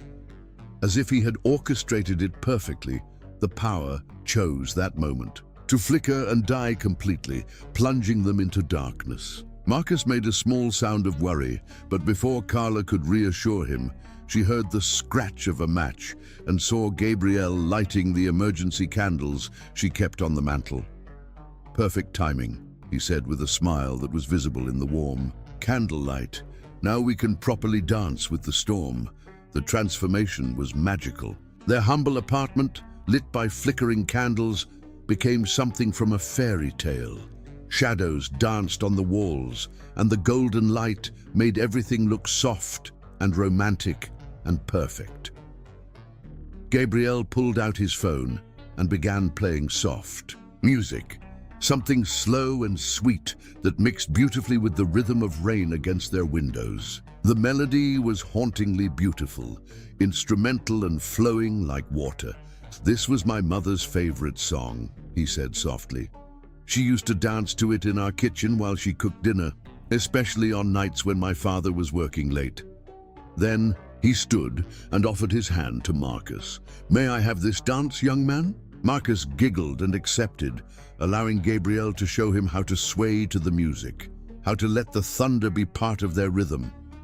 Gabriel was patient and gentle, guiding the boy's small feet with his own, teaching him the basic steps while making it feel like play rather than instruction. "See, you step like this and sway like that, and let the music tell your body what to do," Gabriel explained, his voice soft and encouraging. Marcus caught on quickly, his natural grace evident, as he found the rhythm. "It's like painting with your whole body," he said with wonder. Exactly, Gabrielle agreed. Dancing is just another form of art. Soon Michael joined them, initially shy but drawn in by his brother's obvious joy. Gabrielle taught him a different style of movement, something more energetic that suited Michael's athletic nature. Dancing can be strong too, Gabrielle told him, like soccer footwork, but with music. Carla watched from the kitchen doorway as Gabrielle danced with her sons. In their tiny living room, all three of them laughing as lightning illuminated their joyful faces. The sight was so perfect, so right, that it made her chest ache with longing and love and the impossible hope that maybe, just maybe, this could be her life. "Mama!" Marcus called, spinning away from Gabrielle with his arms outstretched. "Come, dance with us. It's like we're in a movie." "Oh no!" she protested, backing deeper into the kitchen. "I don't dance anymore. I've forgotten how." "Everyone dances," Gabrielle said, moving toward her with the same gentle persistence she remembered from their youth. His eyes were soft in the candlelight, holding her gaze with tender insistence. "Your body remembers how, even if your heart has forgotten." I'm not the same person I was before," she said quietly, suddenly self-conscious about the weight she'd gained, the way her body had changed from childbirth and years of physical labor. "You're more beautiful now than you were then," he said simply, and the honesty in his voice made her eyes fill with tears. "You're stronger, more graceful, more real. You're a woman who has lived and loved and survived, and that makes you magnificent." Before she could protest further, his hands found her waist, pulling her into the circle of candlelight and music. The boys clapped and giggled as their mother was drawn into the impromptu dance party. "See?" Gabrielle whispered against her ear, his breath warm against her skin as they began to sway together. "Your body remembers everything, and God help her, it did." Her hands found their way to his shoulders without conscious thought, her body naturally following his lead as they moved. Together in the flickering light, she could feel the solid warmth of him through the thin sweatshirt, could smell the clean scent of rain and the subtle cologne that was purely him. The music changed to something slower, more intimate, and Marcus and Michael settled onto the couch to watch their mother and Gabrielle move together like they had been choreographed by fate itself. The storm continued to rage outside, but inside their small apartment, peace reigned supreme. "You're so beautiful," Gabrielle murmured, his voice barely audible over the music and rain. His hand came up to cup her cheek, thumb tracing the curve of her cheekbone with infinite tenderness. 10 years, and you're still the most beautiful woman I've ever seen." "Don't," she whispered, but she didn't pull away from his touch. "Don't say things like that." "Why not?" "It's true, because it makes me remember things I've spent 10 years trying to forget." His forehead came to rest against hers, and she could feel his breath mixing with her own. "What if I don't want you to forget? What if I want you to remember how good we were together?" "We weren't good together," she said, but her voice lacked conviction. "If we were good together, you wouldn't have left." "We were perfect together," he corrected, his voice rough with emotion. "That's exactly why I had to leave. I wasn't brave enough to fight for perfect." The song changed again, becoming something that seemed written specifically for this moment. Slow, romantic, filled with longing and hope. They continued to sway despite the danger of the moment, despite the way her resolution was crumbling with every breath. "Mama," Marcus called sleepily from the couch, his voice drowsy and content. "This is nice. Like a real family." The innocent words hit both adults like a physical blow. Carla tried to step away, but Gabrielle's arms tightened around her, keeping her close. "It could be," he whispered urgently against her ear. "Carla, it could be real. We could be a real family." "It's too late," she said, but tears were streaming down her face, betraying the words. Too much has happened. Too much time has passed. It's never too late for love. His lips were dangerously close to hers now, close enough that she could feel the warmth of his breath. Tell me you don't feel this. Tell me your heart doesn't race when I'm near. Instead of answering, she made the mistake of looking into his eyes, those emerald depths that had haunted her dreams and broken her heart and given her the most beautiful children in the world. The kiss was inevitable, desperate. 10 years of longing and regret and impossible love condensed into a single moment of surrender. She kissed him back with all the passion she had buried, all the love she had denied, all the hope she had refused to acknowledge. When they finally broke apart, both breathing heavily, she could hear her son's soft snores from the couch and the gentle rhythm of rain that had become a lullaby instead of a threat. "Stay," she whispered against his lips, the word escaping before she could stop it. "Are you sure?" She looked at her children sleeping peacefully on the couch, at the candles that had transformed their humble space into something magical, at the man who had danced with her sons like he had been doing it their whole lives. "Stay," she repeated, and this time it sounded like a prayer, like a promise, like the beginning of something beautiful and impossible and real. Gabriel carefully moved Marcus and Michael to their beds, tucking them in with the tenderness of a father who had been waiting 10 years to perform this simple act of love. Then he returned to Carla, who was blowing out candles and setting the world right again. "The storm's passing," she said softly, listening to the rain growing gentler against the windows. "Some storms leave everything more beautiful than they." "I found it," he replied, pulling her close again.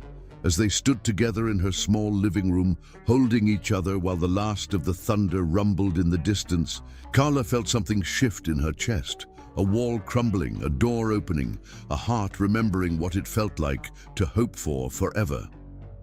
The storm had indeed passed, but it had left something precious in its wake, the beginning of a family learning to trust in love again. Chapter 7. Letters Never Sent. The morning after the storm brought crystalline sunlight that transformed Carla's tiny apartment into a cathedral of golden light and possibility. She woke to the sound of whispered conversations and quiet laughter from the kitchen, and for a blissful moment, she allowed herself to believe this was her life, waking up to the sounds of her family preparing breakfast together. But reality crashed over her as she remembered the night before. The dancing, the kiss, the way she had whispered "stay" like a woman surrendering to inevitable heartbreak. She had fallen asleep on the couch in Gabrielle's arms while the boys slept curled together on the floor, and sometime during the night, someone had covered them all with blankets. "Mama's awake," Marcus announced cheerfully as she appeared in the kitchen doorway, his face bright with the contentment that only children could achieve after a night of unexpected magic. Gabriel stood at her tiny stove, expertly flipping pancakes with the ease of someone who had spent years taking care of himself. He wore the same borrowed sweatshirt from the night before, his dark hair still slightly mussed from sleep, and the sight of him cooking in her kitchen made her heart perform dangerous acrobatics in her chest. "Good morning, beautiful," he said, softly, his eyes finding hers across the small space with an intimacy that made her remember every stolen touch from the night before. "You didn't have to make breakfast," she protested, self-conscious in her simple pajamas, cotton shorts and an old t-shirt that had seen better days but were clean and comfortable. "I wanted to," he replied, plating perfect golden pancakes that smelled like heaven. "Besides, someone promised these boys pancakes if they helped clean up the living room." Michael beamed with pride. "We put all the candles away and folded the blankets. Gabrielle said teamwork makes everything easier." The casual way her son spoke their guest's name, the obvious comfort and trust in his voice, made Carla's throat tighten with emotion. In just a few weeks, Gabrielle had become part of their morning routine, their evening conversations, their weekend adventures. "After breakfast," Gabrielle said, serving plates to the boys before meeting Carla's eyes with careful intention. "I was hoping we could talk. There are things I need to show you, things that might help you understand." The seriousness in his voice made her stomach flutter with anxiety, but she nodded. "Rosa doesn't need me at the shop until noon. The boys can play in the courtyard while we figure out the truth," he finished gently. An hour later, Marcus and Michael were happily engaged in a game of soccer in the small courtyard behind their building, their laughter drifting through the open windows like music. Gabriel had retrieved a leather portfolio from his car, expensive, well-worn, and obviously treasured.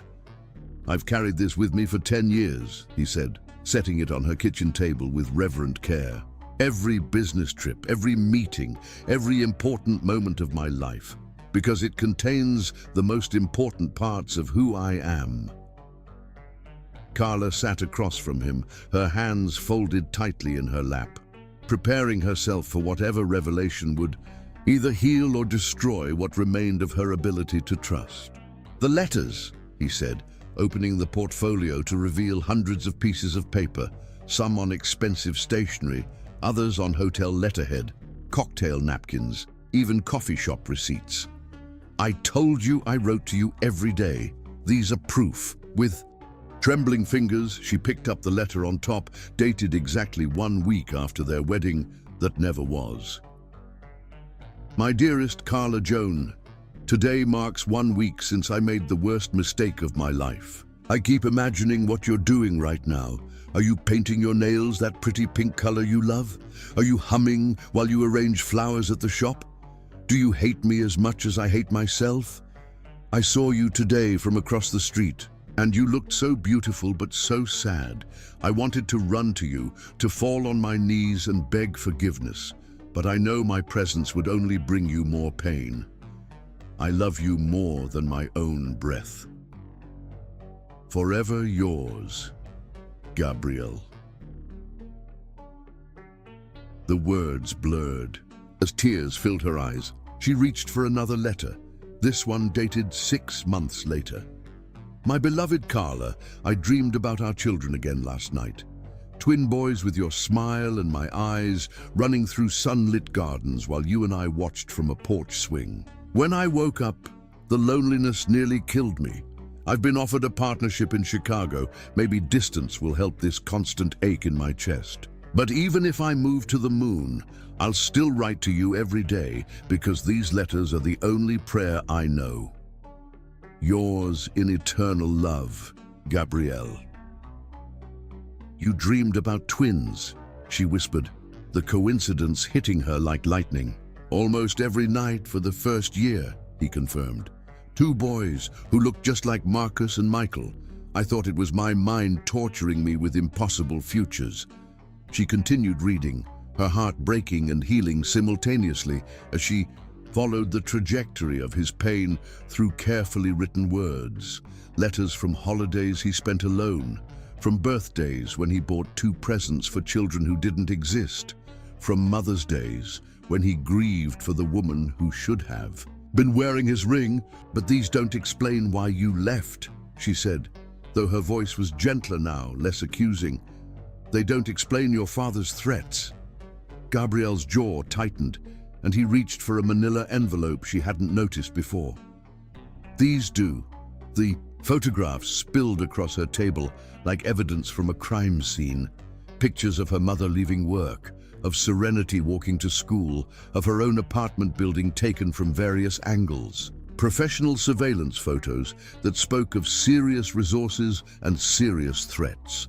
Underneath the photos were copies of documents, her mother's employment records, Serenity's scholarship information, even details about their family's immigration status from decades earlier. "He hired private investigators," Gabriel said, his voice thick with shame. "Professional stalkers who documented every vulnerable moment of your family's life. And then he presented me with this." He handed her a letter in Harrison McDonald's distinctive handwriting. "Gabrielle, Since you seem determined to destroy our family's reputation with this unsuitable alliance, I've taken the liberty of researching your little girlfriend's family. As you can see, they are quite vulnerable to the right kind of pressure. Her mother's position at the textile factory can be eliminated with a single phone call. Her sister's scholarship can be revoked based on irregularities I can easily arrange. And their immigration documentation, while legal, can be made to appear questionable to the right authorities. Marry this girl, and I will systematically destroy every person she loves. Walk away, and they remain safe. The choice is yours, but choose quickly. Harrison MacDonald. Carla stared at the letter until the words became meaningless shapes, her mind struggling to process the calculated cruelty it represented. This wasn't the heated anger of a disappointed father. This was the cold malice of a man who would destroy innocent people to maintain his own vision of propriety. He would have done it, Gabrielle said quietly. You know he would have. Your mother would have lost her job, Serenity would have lost her scholarship, and your family would have been systematically destroyed piece by piece until there was nothing left. So you chose to destroy me instead, she said, but there was no venom in the words now, only exhausted understanding. I chose to save everyone you loved at the cost of everything I loved, he corrected. I was 23 years old, terrified and too stupid to realize there might have been other options. She sat in silence for a long moment, staring at the evidence of manipulation and threats that had shaped both their lives. Finally, she stood and walked to her bedroom, returning with a small wooden box that looked handmade and well-loved. Your turn to see something, she said, setting the box between them. Inside were hundreds of pages covered in her neat handwriting, diary entries addressed to him, letters she had never sent, photographs of Marcus and Michael at every stage of their young lives. I wrote to you too, she admitted, her voice barely above a whisper. Every single night for 10 years. I told you about their first steps, their first words, their first days of school. I shared every milestone you were missing, every moment, when they needed their father. Gabrielle picked up an entry dated from 2 years ago. Dear Gabrielle, Marcus drew a picture of our family today. In it, there are 4 people. Me, him, Michael, and a tall man with dark hair standing behind us, with his hands on our shoulders. When I asked him who the man was, he said, "That's our daddy. I know we've never met him, but I can feel him loving us from far away." I cried for an hour after he went to bed. How do children know things that adults spend years trying to understand? Forever yours, Carla. His hands shook as he read, tears streaming down his face without shame or reservation. They felt me loving them every day, she confirmed. They used to tell me stories about dreams where a man who looked like them would watch over them while they slept. Michael was convinced you were a guardian angel who couldn't visit during the day. They sat surrounded by 10 years of love letters, his to her, hers to him, both of them pouring their hearts onto paper while living separate lives built on the foundation of a single devastating choice. We loved each other through every single day, Gabrielle said with wonder, his voice filled with awe. Even apart, even believing it was hopeless, we never stopped loving each other. The boys, Carla said suddenly, remembering they had been playing outside for over an hour. But when she looked out the window, she saw them sitting on the courtyard steps, sharing a bag of chips Rosa must have given them, talking quietly while keeping respectful distance from the apartment where important. Adult conversations were happening. They know, she realized. Somehow they know this is important. Gabrielle gathered the letters and photographs, but his eyes never left her face. What happens now, Carla? Where do we go from here? She looked at the evidence spread across her table, proof of threats and manipulation, but also proof of love that had endured impossible circumstances. She thought about her sons playing outside, about the way they had immediately trusted this man who shared their eyes, about the dreams they described of a father who loved them from afar. "Now," she said, reaching across the table to take his, "and we figure out how to be a family, the real kind, not the kind built on secrets and fear." "Are you sure?" he asked, his voice thick with hope and terror. "Are you sure you can forgive me? I'm sure that 10 years is long enough to punish both of us for your father's cruelty," she replied. "I'm sure that our boys deserve to know their father. And I'm sure that some love stories are worth fighting for, even when they start with endings." Outside, Marcus and Michael's laughter echoed through the courtyard, and inside, two hearts began the careful process of healing wounds that had been bleeding for a decade. Chapter 8. When Worlds Collide. The eviction notice arrived on a Tuesday morning, like a death sentence printed on legal letterhead, its cold words transforming Carla's tiny sanctuary into just another address she could no longer afford.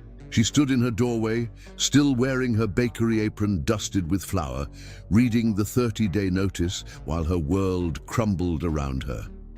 "Mama?" Marcus called from the kitchen table where he and Michael were eating breakfast before school. "What's that paper?" "Nothing important, baby," she lied, her voice steady despite the earthquake happening in her chest. "Just grown-up mail." But it was everything important. 3 months behind on rent because Mrs. Henderson at the downtown office building had restructured and eliminated Carla's night cleaning position, which everyone knew was corporate speak for, "We don't want the scandal of Gabrielle McDonald's baby mama working in our prestigious building." The whispers had started the moment words spread that Gabrielle had returned to town and was spending time with Carla Washington and her twin boys. At first, they were just curious murmurs in grocery stores and church pews. But when someone photographed them together at the park, Gabrielle teaching Michael to throw a perfect spiral while Marcus sketched under a tree, the gossip transformed into something venomous. "I heard she trapped him with those babies. Poor man probably doesn't even know they're his. She's just after his money now that he's successful." Some people never learn their place. Each whispered comment was a poison arrow aimed at her reputation, her character, her worth as a human being. And unfortunately, in a town where everyone knew everyone else's business, reputation was currency she could no longer afford to lose. The call from Sunrise Bakery came during her lunch break at Rosa's flower shop, Mrs. Patterson's voice apologetic. "But Carla, honey, I'm sorry, but some of my regular customers have been complaining. They say it makes them uncomfortable, buying bread from someone who's, well, you know how people talk. I can't afford to lose business right now.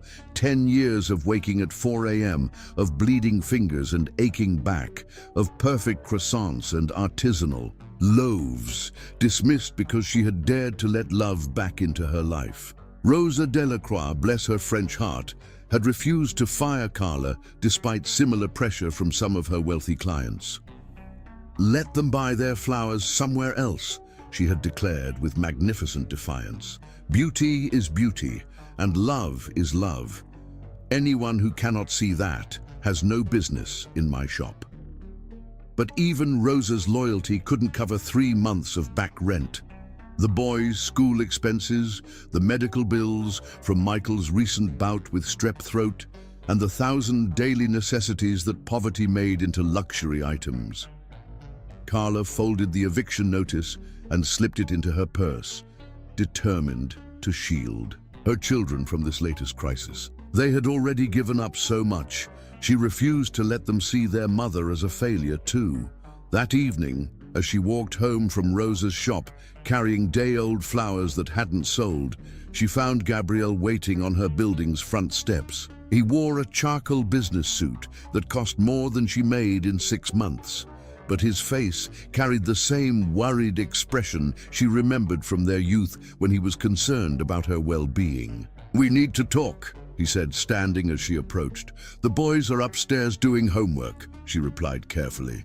"They'll be expecting dinner soon." I know about the eviction notice. The words hit her like a physical blow. She had told no. One had planned to handle this crisis the way she handled everything.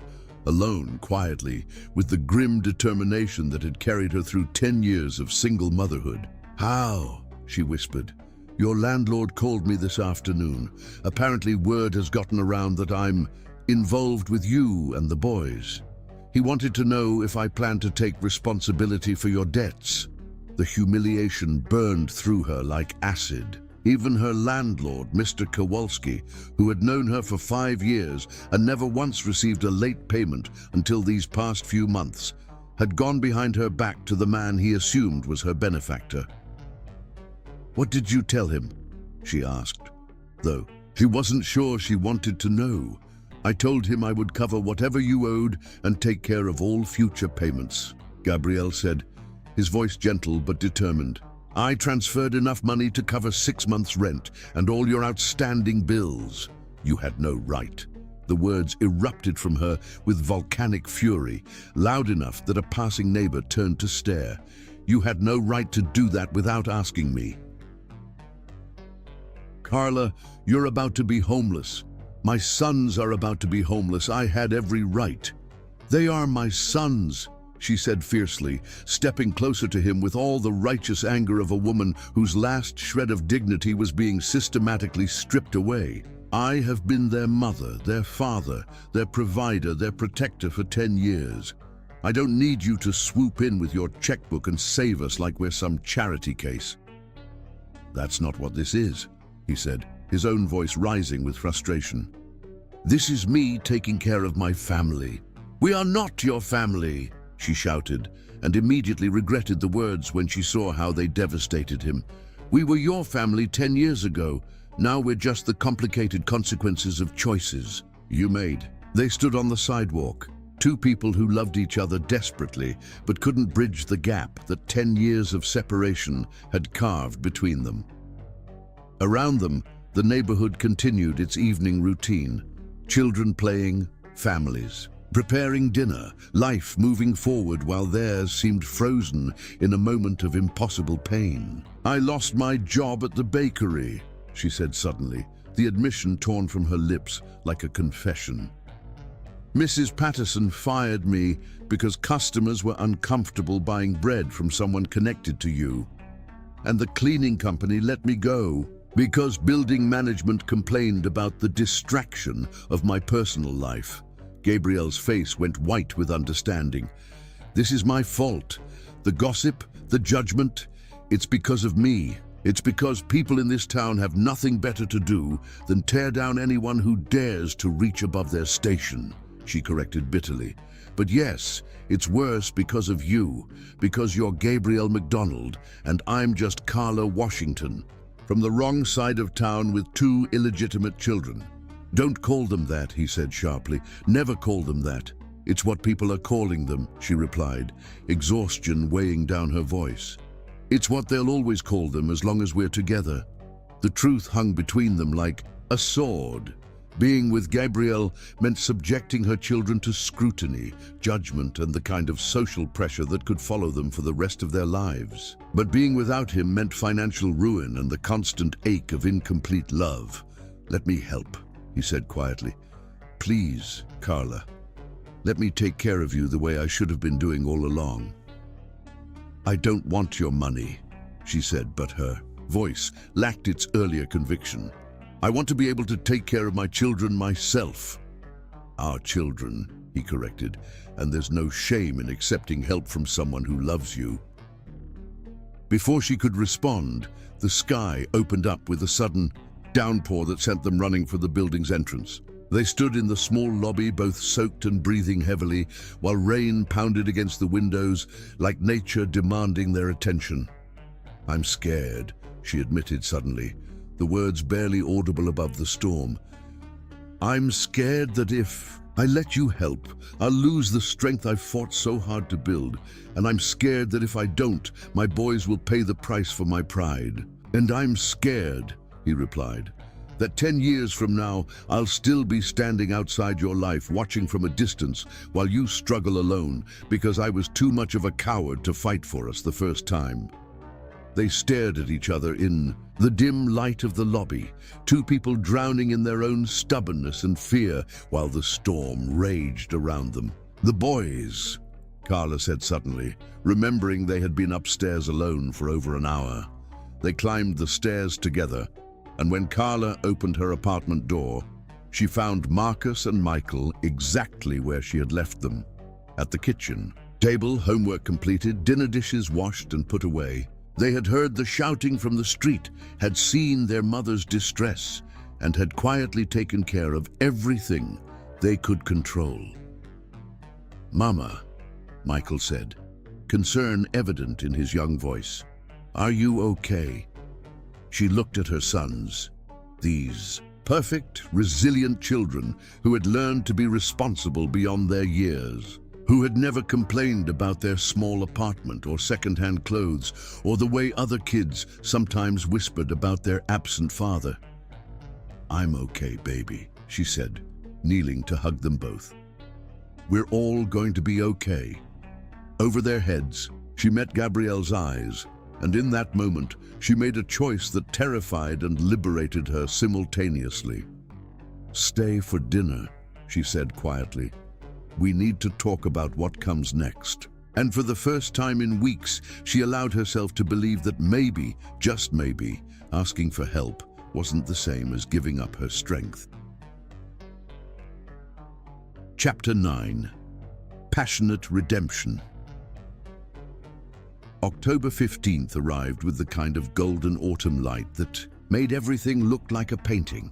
But Carla woke with the familiar ache that always accompanied this date, the anniversary of the wedding that never was, the day her fairy tale had died in white roses and broken promises. For 10 years, she had spent this day in quiet mourning, allowing herself exactly 24 hours to grieve what could have been before returning to the business of survival. But this year felt different. This year, Gabriel was part of their lives again, slowly weaving himself into their daily routine with such natural grace that sometimes she forgot he had ever been absent. He had kept his promise to help without taking over, paying their bills while respecting her need to maintain her independence and dignity. The boys had left for school with excitement buzzing around them like electricity. Marcus, because his art teacher had selected his portrait of a soccer player for the school's gallery, and Michael, because his coach had recommended him for the advanced training program that Gabrielle had quietly funded. Rosa had insisted Carla take the day off, claiming she needed to reorganize her inventory, but really understanding that some anniversaries required solitude. So Carla found herself alone in her tiny apartment, surrounded by memories and trying to decide whether today was for grieving the past or celebrating the uncertain future. The knock on her door came at exactly 2 p.m., the time their wedding ceremony should have begun a decade ago. "It's open," she called, expecting Rosa with leftover pastries, or perhaps Mrs. Chen with another casserole that was really an excuse to check on her well-being.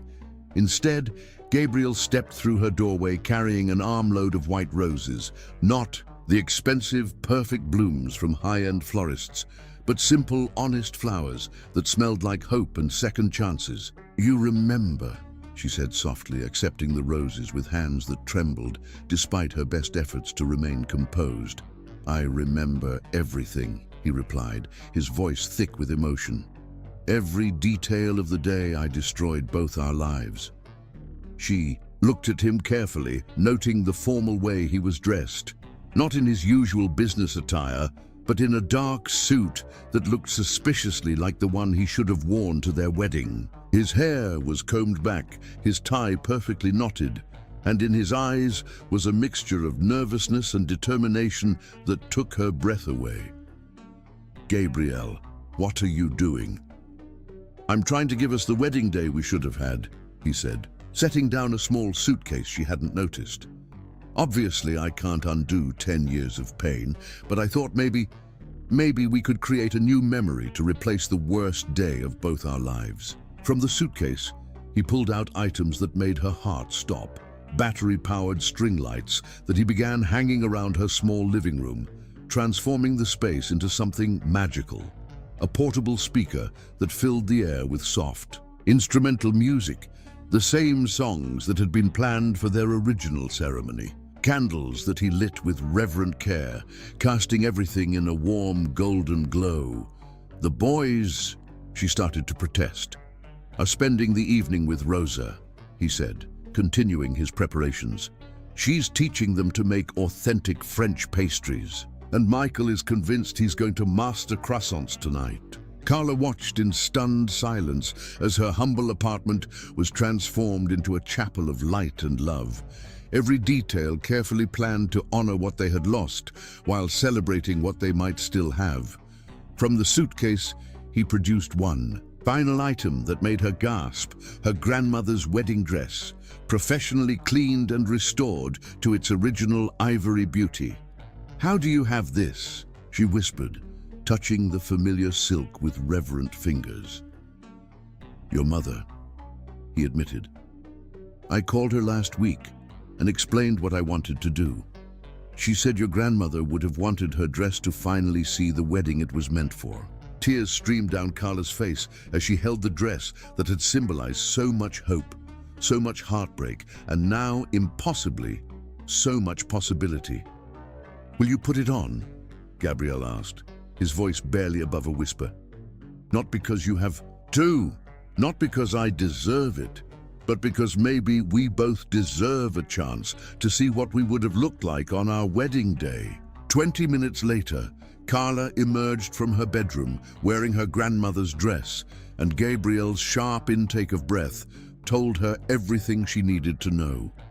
The dress still fit perfectly, the ivory silk glowing against her dark skin, the pearl buttons catching the candlelight like captured stars. "You're the most beautiful woman who has ever existed," he said, his voice rough with emotion. 10 years ago, a lifetime ago, right now, you take my breath away." "This is crazy," she said, but she was smiling through her tears. "This is absolutely insane." "The best love always is," he replied, offering her his arm. "Shall we?" They moved together through her small apartment as if they were walking down the aisle of the grandest cathedral, the soft music providing a soundtrack for dreams that had been deferred but never destroyed. When they reached the center of their makeshift chapel, Gabriel turned to face her, taking her hands in his with infinite tenderness. 10 years ago, I made the worst mistake of my life," he began, his voice strong despite the tears in his eyes. "I let fear and other people's hatred steal our future. I let my father's poison convince me that protecting you meant destroying us both. Gabriel, please, let me finish," he said gently. "I know I don't deserve forgiveness. I know I don't deserve a second chance. But I also know that some love stories are too powerful to end with what if. I know that Marcus and Michael are proof that our love created something beautiful, even when we couldn't be together." He dropped to one knee in her small living room, pulling out a ring box that looked both new and vintage, clearly chosen with the same care he had put into every detail of this moment. "Carla Joan Washington, you are the love of my life, the mother of my children, the woman who taught me that real strength looks like raising two perfect boys alone while never losing your capacity for kindness. You are my heart, my soul, my everything." His voice broke, but he continued. "Will you marry me, not because we're trying to recapture the past, but because we're brave enough to build a future together?" The ring was perfect. Not the large, ostentatious diamond his wealth could afford, but a simple, elegant solitaire that caught the candlelight and threw rainbows against the walls. It was a ring chosen for a woman who understood that true luxury was love, not expense, Yes, she whispered, the word escaping her lips like a prayer. Yes, yes, 1,000 times yes. He slipped the ring onto her finger with hands that shook with emotion, then rose to cup her face in his palms, his thumbs wiping away her tears with infinite gentleness. I love you, he said, his forehead resting against hers. I have loved you every single day for 10 years, and I will love you for every day I have left on this earth. I love you too, she replied, her voice thick with joy and wonder. Even when I hated you, I loved you. Even when I tried to forget you, you lived in every beat of my heart. The kiss was inevitable, necessary, a reunion of souls that had been separated too long. It started gentle, tentative, like they were rediscovering each other after a long journey. But passion, denied for 10 years, could not be contained in careful touches. Gabrielle's hands tangled in her hair, disturbing the careful style she had arranged, while her fingers clutched the lapels of his suit jacket, pulling him closer until there was no space left between them. The kiss deepened, became desperate, hungry, filled with a decade of longing that threatened to consume them both. Carla, he breathed against her lips, her name like a prayer on his tongue. Don't talk, she whispered, her own voice breathless. With need, just love me. Love me the way you should have been loving me all these years.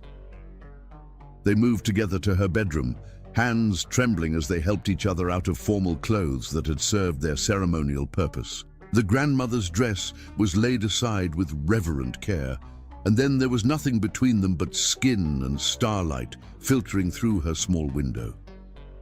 Their lovemaking was everything their younger selves had dreamed of and more. Passionate, tender, desperate, and healing all at once. It was the wedding night they had been denied, the reunion they had both craved, the promise of forever finally fulfilled. Afterward, they lay entwined in her small bed, their bodies fitting together like puzzle pieces that had always belonged to each other. Gabriel traced lazy patterns on her bare shoulder, while Carla listened to the steady rhythm of his heartbeat beneath her cheek. We're really doing this, she said softly, marveling at the ring that caught the moonlight on her finger. We're really doing this, he confirmed, pressing a gentle kiss to the top of her head. Though I have to warn you, I'm going to want a real wedding too, with our boys standing beside us and your mother crying happy tears, and a honeymoon where I can spend 2 weeks proving that 10 years apart just made me love you more. A real wedding, she repeated, the words tasting like possibility and promise. With white roses. With whatever flowers make you happiest, he said, his voice warm. With love and laughter. As long as you're walking toward me, nothing else matters. Outside their window, the world continued its ancient rhythm. But inside their small sanctuary, time seemed suspended in perfect happiness. They had found their way back to each other across 10 years of separation, through pain and misunderstanding, and the kind of obstacles that destroyed weaker loves. But theirs wasn't a weak love. It was the kind that created beautiful children from broken hearts, that wrote letters to someone who couldn't read them, that survived abandonment and poverty and the cruelest kind of gossip.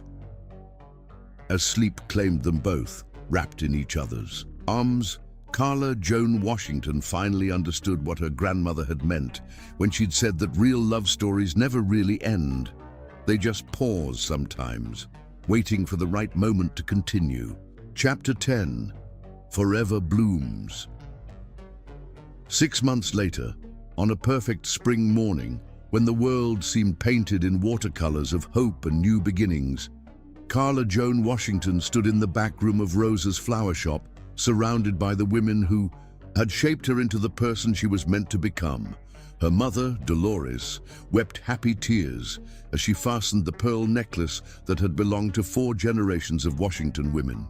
Her sister Serenity, now a registered nurse thanks to a scholarship that had never been threatened, fussed with the hem of a new wedding dress, not her grandmother's this time, but something chosen specifically for this moment, this love, this future Rosa Delacroix, honorary grandmother to Marcus and Michael, fluttered around arranging white roses in Carla's hair with the expertise of someone who understood that flowers were simply love made visible. "Magnifique," Rosa declared in her musical French accent, stepping back to admire her handiwork.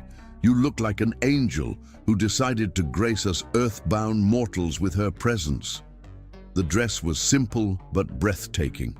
Ivory silk that flowed like water over her curves, with delicate lace sleeves that covered the scars on her hands and arms. Those marks of survival had become precious to her now.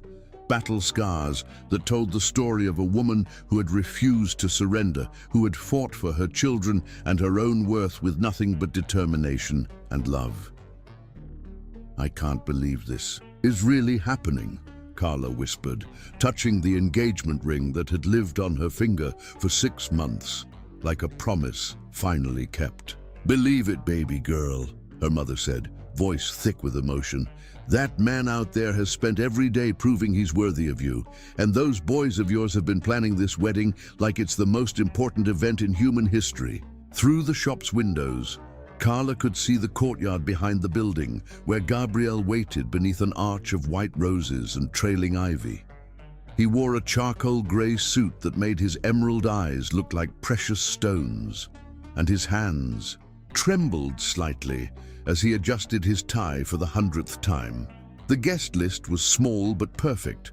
Rosa and her elderly husband, Henry, Mrs. Chen and her family, Father Miguel from St. Mary's, a handful of friends who had supported Carla through her darkest years, and Gabriel's business partners who had become genuine friends rather than social obligations. Harrison MacDonald was notably absent, having been cut from his son's life with surgical precision after 10 years of toxic control. But the most important guests were already in position. Marcus and Michael, dressed in matching navy suits that made them look heartbreakingly grown up, stood ready to walk their mother down the aisle. The symbolism wasn't lost on anyone. These boys, products of broken promises, would be the ones to deliver their mother into the arms of forever love. "Mama," Marcus said, appearing in the doorway with his artist's eye bright with wonder. "You look like a princess from one of those fairy tales, except better because you're real, and you're our mama," Michael added with his characteristic protectiveness. "So you're the most beautiful bride in the whole world." "My sweet boys," Carla said, kneeling carefully to hug them without disturbing Rosa's floral artistry. "Are you ready to help me marry your father?" The word father still felt new on all their tongues, but it was getting easier every day. Gabrielle had moved into the apartment below theirs, close enough to be part of their daily routine, but far enough to respect the gradual nature of their healing. He helped with homework, attended soccer games, and spent Sunday mornings teaching Marcus advanced drawing techniques, while Michael perfected his French toast recipe. "We've been ready for months," Michael declared. "But Mama, there's something else we want to tell you." "What is it, baby?"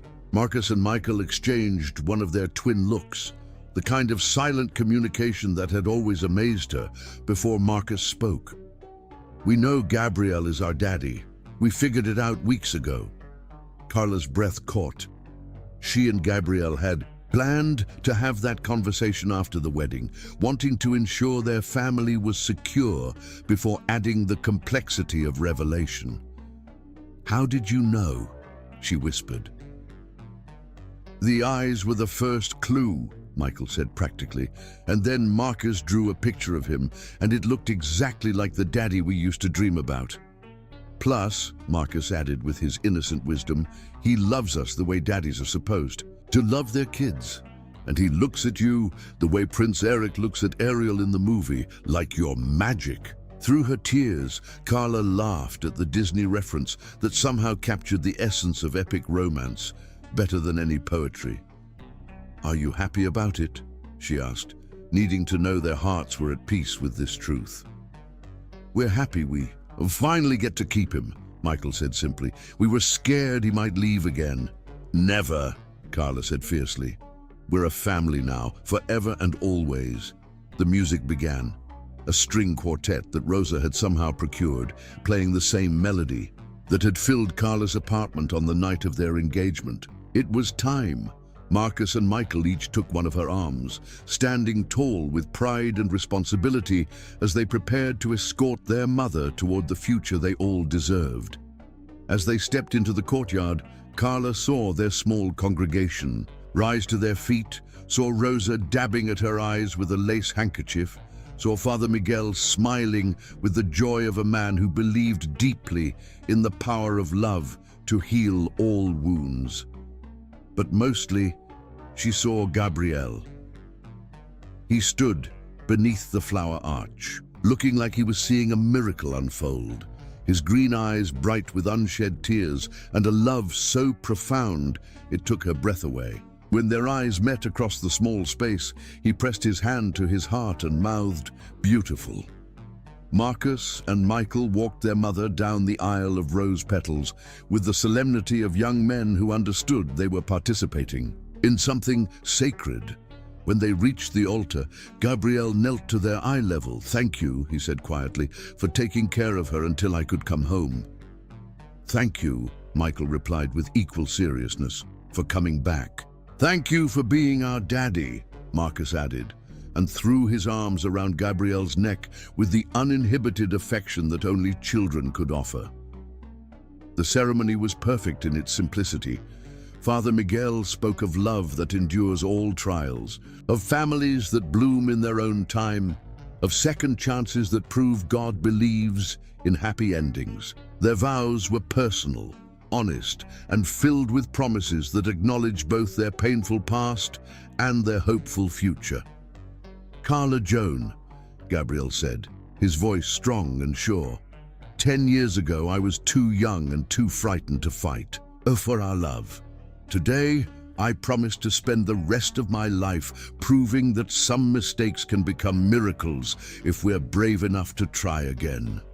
"Gabriel," she replied, her voice clear as crystal, "you gave me the greatest gifts of my life in Marcus and Michael even when you couldn't stay to help me raise them. Today, I choose to trust in the love that created them, the love that survived separation, the love that brought us all home to each other."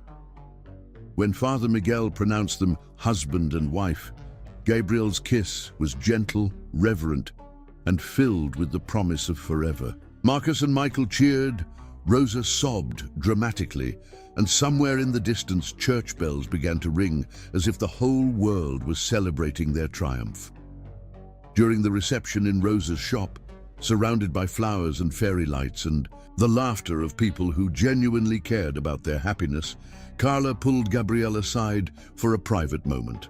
"I have something to tell you," she said, her hand instinctively moving to her still flat stomach. "What is it, Mrs. MacDonald?" he asked, and the name made her smile with pure joy. "We're going to have another baby," she whispered, watching his face transform with wonder and delight. For a moment he was speechless, his hands moving to cover hers on her abdomen. "Really? Really? I found out this morning. I wanted to wait until we were officially married to share the news." Gabriel lifted her off her feet, spinning her around while she laughed with pure happiness. When he set her down, his eyes were bright with tears. "A baby," he repeated, as if testing the reality of the words. "Our baby." "Our baby," she confirmed, "who will grow up knowing both parents in a house filled with love and laughter and the certain knowledge that they are wanted." As if summoned by the mention of family, Marcus and Michael appeared at their sides, still buzzing with the excitement of the day. "What are you two whispering about?" Michael asked with 10-year-old suspicion. Carla and Gabriel exchanged a look, then Carla knelt to the boy's level. "How would you feel about being big brothers?" The silence lasted exactly 3 seconds before both boys erupted in excitement, their questions tumbling over each other. "Really? When? Is it a boy or a girl? Can we help pick the name?" Evening fell, and their small wedding party moved inside Rosa's shop for dancing and cake. Carla found herself standing in the doorway, watching her new husband teach their sons a complicated dance step, while Rosa clapped in time to the music. Her hand rested on her stomach, where their new baby was growing, while her heart overflowed with gratitude for the impossible journey that had brought them to this moment. 10 years ago, she had stood in a church wearing her grandmother's dress, believing her love story was ending before it had properly begun. Now she understood that some love stories are too powerful for traditional timelines. Some families are worth waiting for, worth fighting for, worth believing in even when hope seems impossible. As Gabriel spun Marcus while Michael attempted to dip Rosa with hilarious results, Carla pressed her hand to her heart and whispered a prayer of thanksgiving for second chances, for love that refuses to die, and for the beautiful truth that sometimes the best happily ever afters begin with the courage to try again. The white roses surrounding them seemed to glow in the candlelight, and for just a moment, Carla could swear she felt her grandmother's spirit smiling down on the wedding that dress was always meant to see. Forever had finally begun.